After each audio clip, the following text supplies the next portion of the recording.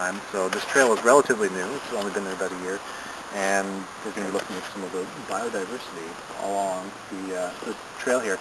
And I should also say that this event was sponsored by Ontario Power Generation. They've been really great to us. We sort of partnered with them, and they've been helping us out with funding and different events like this. Thanks to them. Thanks to you guys for coming out. So without further ado, that doesn't mean you should eat the roots. But way, way back in the day, that's what used to happen. I actually passed with your beer. Hundreds of years ago. Guys, be careful out there. There's poison ivy. There's some poison ivy. Basically, different stages of ecology where if you start out with nothing, you've got a field. Eventually, you're going to get some trees and shrubs that really love the sun, and they start growing up. And then those paved the way for trees like hemlocks and sugar maples and American beech, which are the 3 climax species in Ontario, to come up underneath because they're shade tolerant. And eventually they'll slowly grow up and dominate and become the dominant forest canopy. But as you can see, if you sort of look down the hill here, there's a lot of hemlocks, but there's not a whole ton underneath that. It's because as a climax species, hemlock it produces so much shade, and the only thing that can really grow underneath it is hemlock or other shade tolerant trees like sugar maples, which you can also see in the understory here. So for that to change and succession to keep going on, these hemlocks have to die either by natural causes or some sort of windfall or massive event and create a canopy gap that's going to start succession all the way over again right from the beginning. Of an eastern newt. Is that awesome or what? Yeah. Newts live entirely underwater, and F's actually, after these newts turn into tadpoles and they crawl up onto the land, they turn into a red F and wander around on the land for about 5 or 6 years, eventually go back into the water. And down in southern Ontario, you basically got this deciduous type of forest that comes up from the southern United States, and about just the bottom part of southern Ontario has a totally different mix of tree species because it's warmer, a warmer climate. And as you're right about where we are now, they start to die off. And this is one of those species. It's bitternut hickory. It's the most widely spread hickory of all the hickories in Canada. You can tell that it's a bitternut hickory because of these sulfur yellow buds or orange buds. I don't know if you can get in here and take a peek. It's got these sort of orangey buds, and that's a real telltale sign that it's a bitternut hickory. And sometimes, not everybody smells this. I think I have the nose of a hound. If you rub the leaves, you smell sort of like a citrusy smell. So feel free to try that out. Anyways, it's the Carolinian limestone is, like I said, we're pretty much at the top range of it right now, almost just out of it. But it's one of the most diverse places in all of years. It was owned by a local person that just started to be, I think, Balzar. Oh. It was the Balzar property, and he does not live here. And before property can be purchased, there's years and years of research and contacting of landowners involved, and that's what I do. So for 4 years prior to acquiring this property, we've been in touch with all the local landowners, and you get yeses, and you get nos, and you get maybes, and I'm not sure. Yeah. But it's like a puzzle they have to put together. You know, like Mr.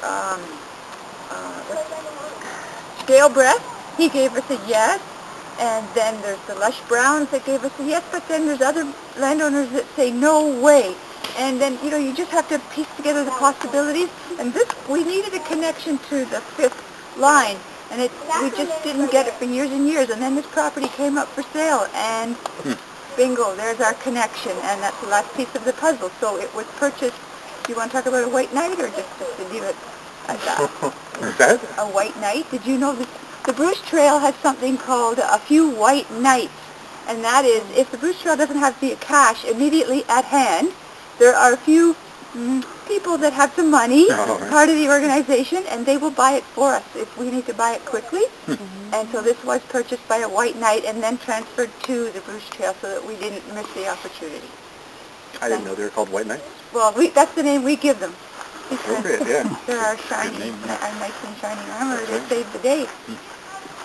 And as the Conservancy, our whole goal is basically to preserve the Bruce Trail all along the entire length of it.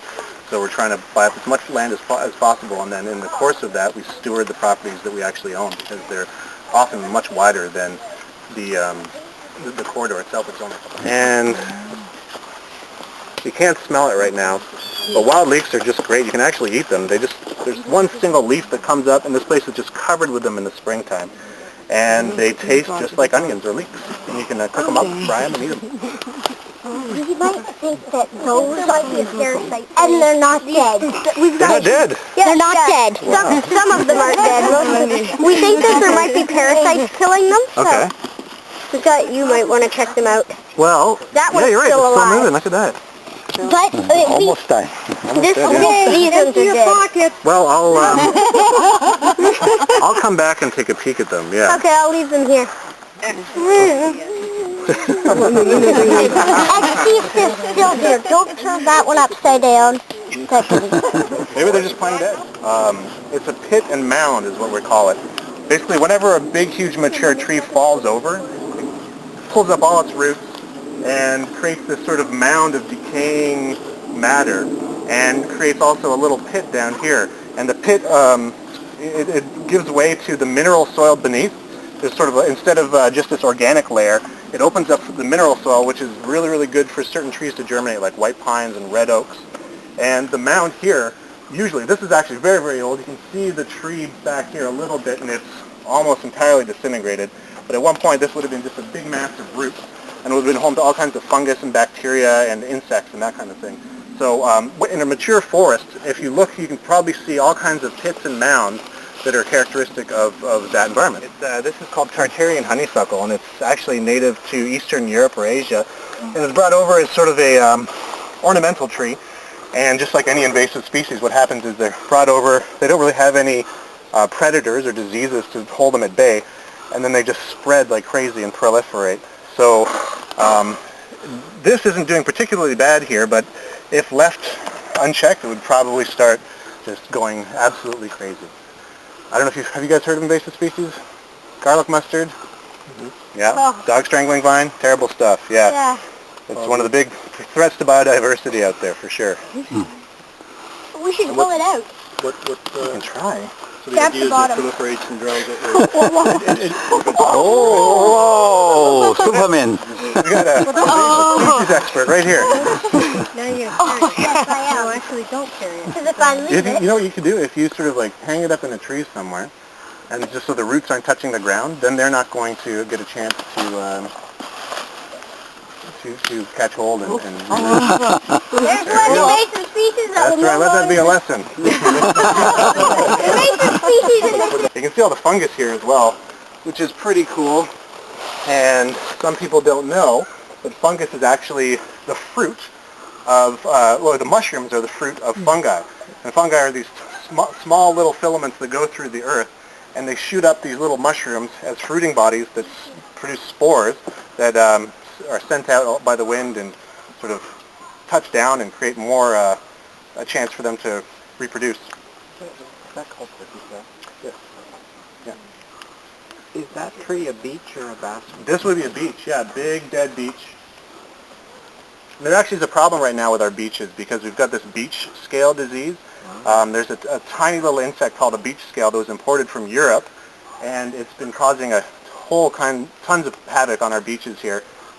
What they do is they're about the size of a pinhead, and they congregate on a tree, and then they'll put their little feeder in, which is, I think their body is about a third the size of their mouth, so they're mostly mouth, and they suck off of the sap, and that creates tiny little holes which allows this disease to come in, and it gnarls the beech up and eventually causes it to die. So the beech are in a slow, steady state of decline right now in Ontario, unfortunately. Called a Scouring Rush. And this is an incredibly old plant. It's actually a couple 100 million years old, and you can see it's very simple. That's 1 million years old? This plant isn't actually, but the species is. And this is the last remaining type of its family. And it's a plant that actually reproduces by spores. You can see this little head on top, and it's really different than instead of flowering and producing seeds, it spores like a fungus. The reason it's called Scouring Rush, I'll pass it around, you can feel it. It's almost like sandpaper, so settlers used to scour dishes and that kind of thing with it, using it as like a scrubbing pad. Is that the same stuff they call horsetail or horsebrush? Horsetail, yeah, it's an equisetum, which is like a horsetail. Yeah. Cobbles. As I was saying about the glacier dumping all kinds of material, all these stones were dumped here by a glacier. They're glacial till. Let's bring one home with us. wouldn't be good, because if everybody went home with them, The hill would be smaller. I think it's a good idea.